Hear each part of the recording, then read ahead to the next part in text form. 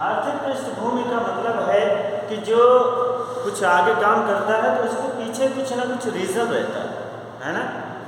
रहता है कि नहीं रहता है? अगर कोई दुकान चला रहा है, कोई दुकान खोल रहा है, तो उसको कहीं न कहीं से कोई प्रेरणा मिली होगी।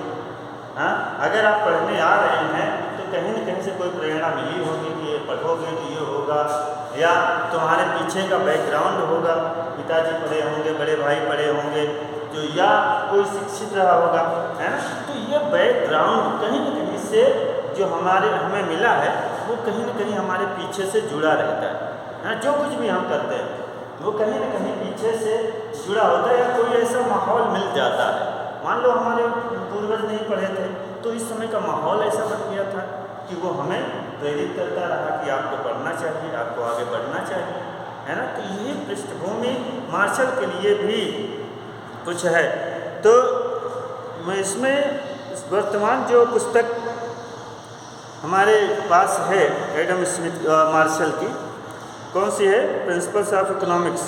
उसमें उन्होंने कई लोगों के बारे में बताया है कि हमें इस तरह से प्रेरणा मिली है। तो पहली बात तो एक प्रेरणा यही थी जो एडम स्मिथ की धन संबंधी परिभाषा थी, है ना?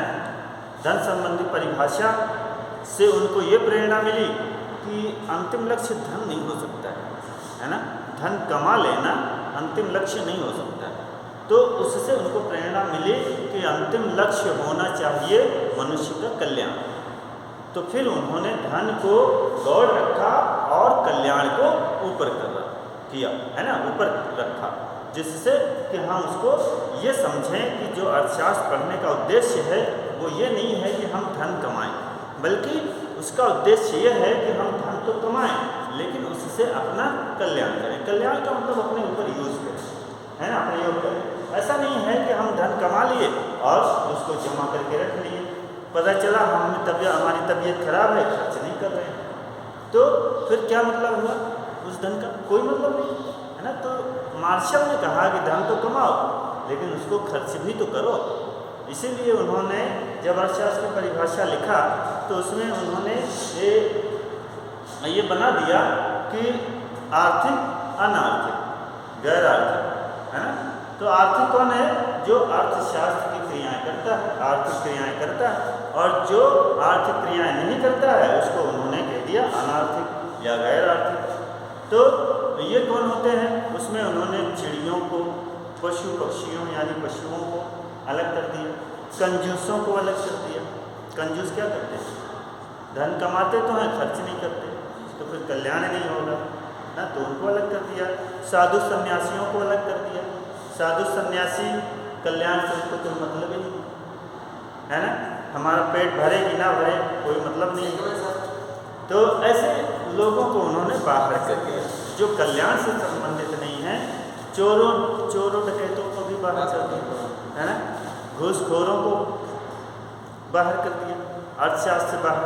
तो ये जो है उनको ये प्रेरणा इससे मिली थी। और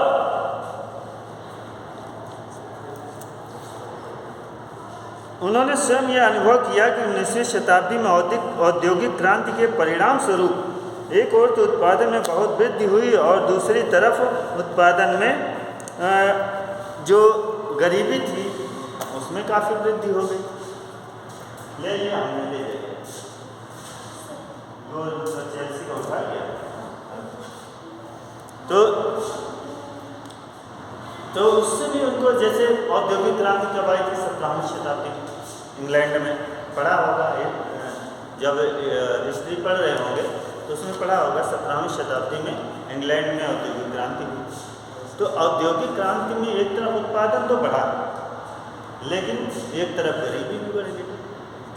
गरीबी कैसे बढ़ गई? गरीबी देखो, ऐसा ये ज़रूरी नहीं कि हमने उद्योग चला लिया तो गरीबी खत्म हो गई। हो सकता है कि जैसे अब मान लो हम कुछ ऐसे हैं जो अपनी खेती से भी काम चला लेते हैं अभी भी, है ना? लेकिन जब फैशन की दुनिया देखते हैं तो उनको लगता है कि इससे हमारा काम नहीं होने वाला, फिर क्या करते हैं? फिर वो उसकी तरफ आकर्षित होते हैं। तो उसको अपना जो प्रोडक्ट था उसको छोड़ करके उसकी तरफ आकर्षित हो गए, उसको खरीदने लगे, है ना। जैसे हम लोग घर पे क्या करते हैं, टॉवेल की लपेट लेते हैं, काम चल रहा है ना। लेकिन जब फैशन की दुनिया में आते हैं तो ये देखते हैं कि लोग नए नए पैंट पहन रहे हैं, अच्छे अच्छे ट्राउजर पहन रहे हैं, अच्छे लोअर पहन रहे हैं, तो हम उसकी तरफ आकर्षित हो जाते हैं। अब हमारा जो सस्ते से काम चल रहा था, अब हमें उस महंगे सामान को खरीदना पड़ता है। तो ये महंगा सामान तो ठीक है, लेकिन इधर इनकम तो बढ़ी नहीं। अगर इनकम बढ़ गई होती तो हम उसको बराबर कर ले जाते, लेकिन इनकम में तो कोई बढ़ोतरी हुई नहीं। तो जब हमारी इनकम नहीं बढ़ी और खर्च बढ़ गया तो गरीबी तो आनी है ना। तो अब ये ज़रूरी नहीं है कि गरीबी इसी वजह से ही आई या औद्योगिक क्रांति से ही गरीबी आई, ये भी ज़रूरी नहीं है। लेकिन उस समय ऐसी पोजीशन थी ही कि गरीबी बहुत थी, है ना। उस समय इतना नहीं था, इतना जो हम लोग इस समय हैं।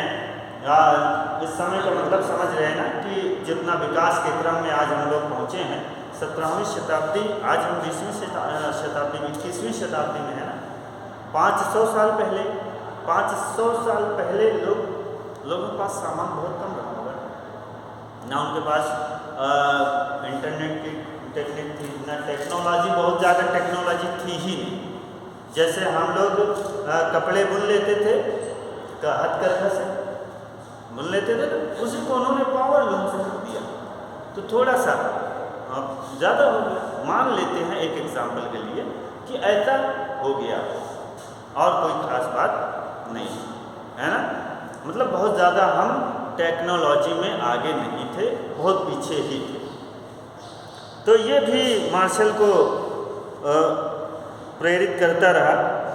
और इसके अलावा भी देखो, उस समय के जो अर्थशास्त्री थे, एडम स्मिथ के अलावा जे थे, जे मिल थे, रिकॉर्डो थे और माल्थस थे, कई अर्थशास्त्री थे।